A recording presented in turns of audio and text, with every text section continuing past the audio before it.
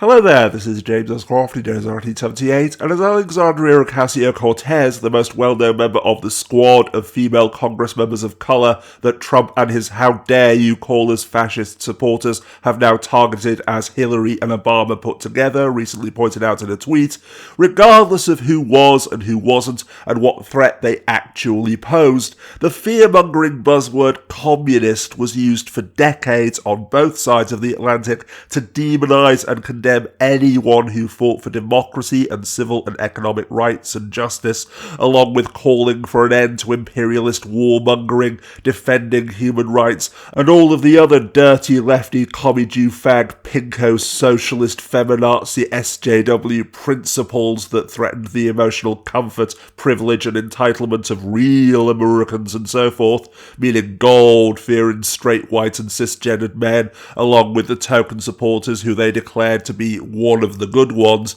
but far from everyone who felt threatened by the integration of schools and called to end the war suddenly deciding of their own accord that anyone who advocated for such positions was a communist. It was in fact the result of a decades-long propaganda campaign orchestrated at the highest levels by those who had the most to gain from either the opposite position or from creating a culture war to impassion their voters and distract them from the fact that they were the ones who were robbing them blind and stripping them of their rights and freedoms, conditioning the people to feel fear and revulsion at the merest suggestion of anything that they labelled as communist, not for any rational or empirical reasons, but simply because communism is a threat to freedom, just as they've conditioned far too many people to have the same knee-jerk reaction to the mere concept of terrorism, meaning scary brown people today. Meanwhile, the best argument they have to persuade you against Foreign J Furious is that here, terrorist, like just saying the fucking word will activate your pre-programmed berserker mode, Manchurian Candidate style. And so, this being the case, I've started to wonder whether in this respect Anti-Semite is merely the new communist,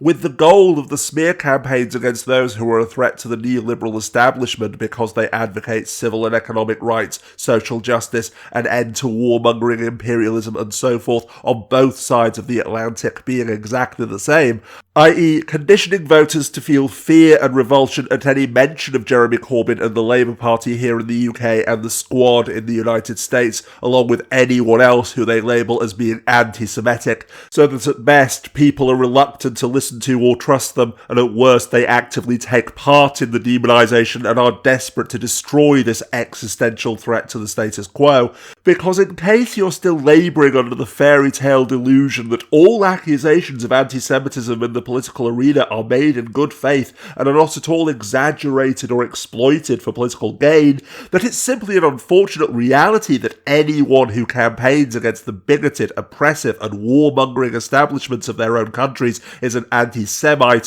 while the gross anti-Semitism of people who support the establishment is ignored because reasons, even after Lord Robert Winston here in the UK stated outright that Jeremy Corbyn, the greatest threat to the British establishment since the Civil War, can prove that he's not an anti-Semite by resigning, paving the way for a moderate centrist neoliberal Blairite to take the party back to business as usual, then maybe you need to watch the video of Trump falsely accusing Ilhan Omar of vicious anti-Semitic screeds and his worshippers chanting "Send her back" one more time.